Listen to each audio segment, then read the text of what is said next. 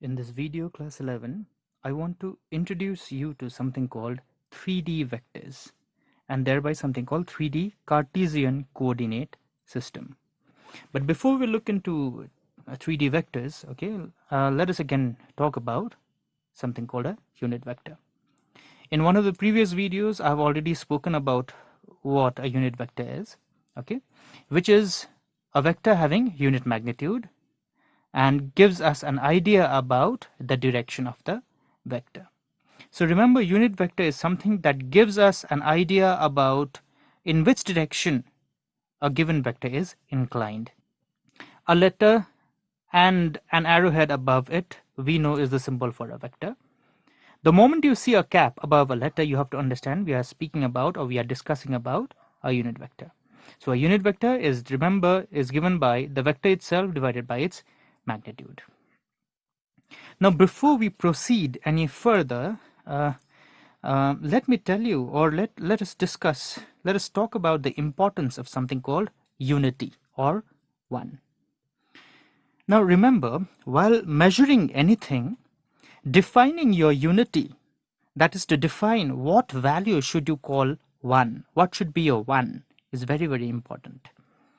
Okay, like if we had not defined how much a kilogram is, if we had not defined 1 kilogram, we would not have 2 kilograms, we would not have 10 kilograms, we would not have a quintal, we would not have a ton. If we had not defined how much 1 degree Celsius is, we would not have 30 degree Celsius, we would not have 100 degree Celsius, or for that matter any other value of temperature. Okay, try to understand this very carefully and clearly. What I'm saying is, if we had not defined one, remember in mathematics, okay, we would not have a 2, which is of course 1 plus 1. We would not have a 3, which is 1 plus 1 plus 1. And of course, we would not have 100, which is 1 added 100 times, of that matter any other number. Okay, so remember, defining unity to measure anything is very, very important. To measure anything, you have to first define how much your unity is, how much your one is. Now, once you define your unity is this much or unity is this value, okay, you can get any other value. Like for example, let's take this example. Unit vector along the x-axis is denoted by an I cap. Okay, so wherever you see an I cap, you have to understand we are talking about the unit vector along the x-axis. Okay, now since we want to measure vectors, we want to know how much a force of 5 Newton is, we want to know what is how much the velocity of 100 meters per second is, okay, and we want to add the vectors, we want to multiply vectors. All right, so since we want to measure vectors, defining unit vectors are also very, very important. So I cap, remember, is the unit vector along the x-axis. So let us say this much is unit magnitude, all right, and this is the x-axis. So therefore, this is your I cap.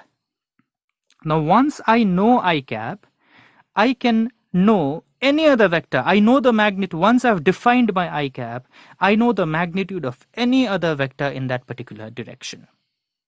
Okay, so if this is I cap, then this will be 2 I cap, twice of I cap. This will be 3 I cap, 3 times I cap. This will be 4 I cap, of course, and thereby this is 5 I cap. So once I've defined my I cap, I know any other vector in this particular direction. I can define 10 I cap also. So this will be my 5 I cap. Up to here is 5 I cap. Okay, so this will be my 6 I cap, 6 times I cap.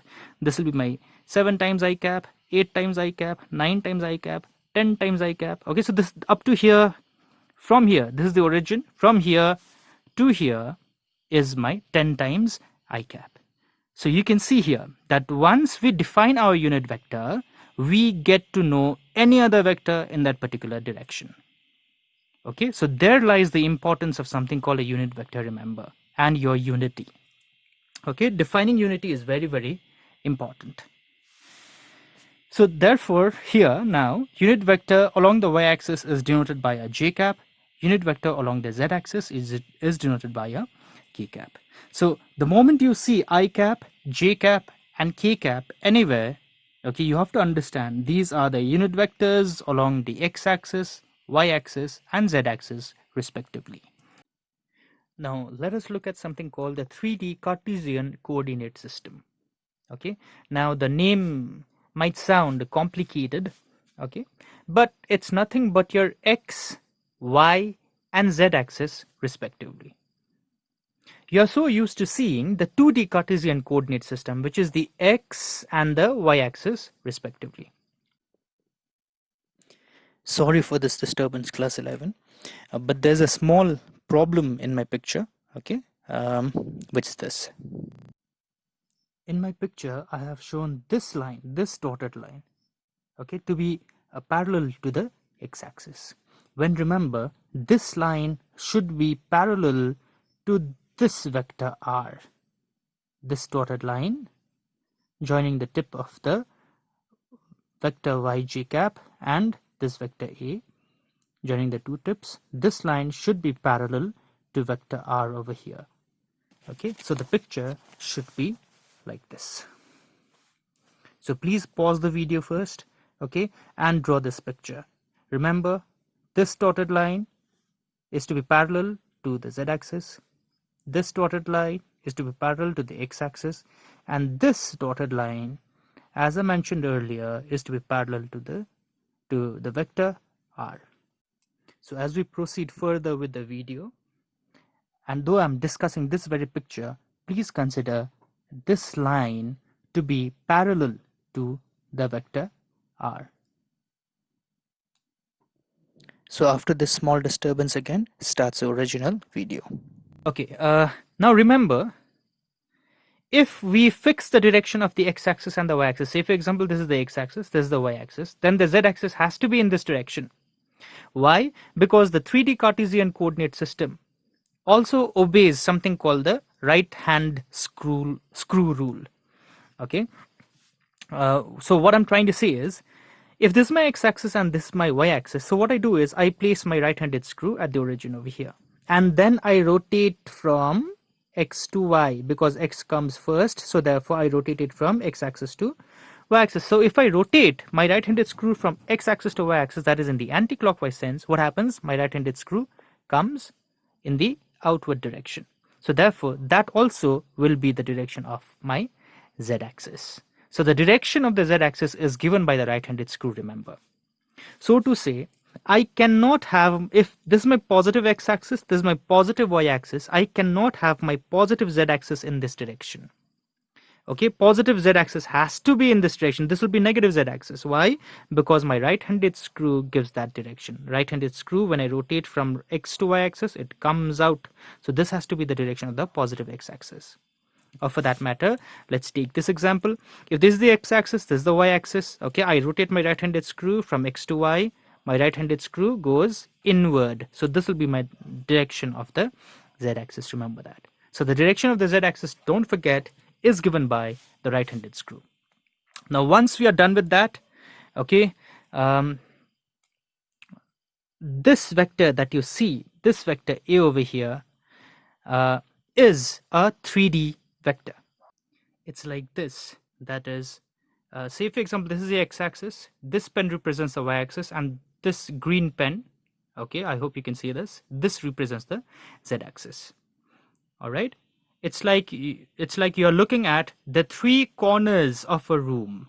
Okay, so this is the length, this is the breadth, this is the height. So you're looking at the corner of a room. So the three corners, the three edges at the corner gives you the 3D Cartesian coordinate system. So your vector A is like this. It's in 3D space. Okay, so this vector is lying in 3D space. This vector A, this is vector A, remember. So here is where we drop the perpendicular. Like in this case, this is your x-axis, this is your y-axis, this is the z-axis. So this would be your xz plane. That is the plane of the paper. Will be a xz plane. So what we are doing is, from the tip of vector A, all right, we are dropping a perpendicular on the xz plane like this. From this point, we drop a perpendicular towards the x-axis, and also we drop a perpendicular to the z-axis. All right. So let us say, since this is x-axis, this vector over here, all right, since this is the x-axis, over here is your I cap. So this is your I cap over here. Okay, so since unit vectors should have unit magnitudes, so this is a j cap along the y-axis, this is your k cap. Now once I know I cap, I know any other vector along the x-axis. So let us say that this vector over here is x I cap, x times I cap. This length is x, so to say. Likewise, since this is k cap, this length, say for example, is z, thereby this vector becoming z k cap. Since this is j cap, this vector has length y, the vector altogether being y j cap. Okay, so we drop a perpendicular from this point. This is x I cap, this is z k cap. So we have two vectors. Listen to this carefully. So we have two vectors, x I cap and z k cap. They're starting from the same point. So what happens is they form two adjacent sides of a parallelogram. Here is the parallelogram, you can see. Okay, so the diagonal of the parallelogram starting from the same point gives us the resultant. So this vector over here, which is starting from the same point, happens to be the diagonal of the parallelogram. So therefore this is the resultant vector r. Let me see. So what is r? R is x I cap plus z k cap. Okay, so this is the resultant vector. So by adding x I cap and z k cap, we are getting our vector r, which is x I cap plus z k cap. Okay, now see this also. Now this vector r cap, sorry, this vector r, not cap, this vector r and this vector y j cap, these two also form two adjacent sides of a parallelogram. Okay, so the diagonal of the parallelogram starting from the same point gives us the resultant. All right, my picture isn't very good over here. It doesn't look like a parallelogram, but you have to consider it to be a parallelogram, of course. Okay, so this vector a cap will be how much? Not a cap, sorry. This vector a will be how much? This vector will be vector r plus vector y j cap. Now since vector r itself is I cap plus z k cap, x I cap plus z k cap plus y j cap. So therefore 3D vector A is given by this x I cap plus y j cap plus z k cap over here. All right. Now if we are to talk about the magnitude of vector A, now the magnitude of vector A is given by this. Okay, square root of x squared plus y squared plus z squared. So to get the magnitude of vector A, which is this much, okay, let us again go back to this picture. Now see, vector r is the resultant of x I cap and z k cap. So therefore the magnitude of resultant r, the magnitude of vector r is given by magnitude of x I cap squared, vector, the first vector, plus magnitude of z k cap squared plus 2 x I cap z k cap cos of 90 degrees, because the angle between these two vectors is 90 degrees. But the cos of 90 degrees is 0. Okay, so therefore this whole third term becomes equal to 0. Now the magnitude of x I cap squared is simply x squared, because the magnitude of vector x I cap is simply x. This length is simply x. Likewise, this length is simply z. This length is simply y.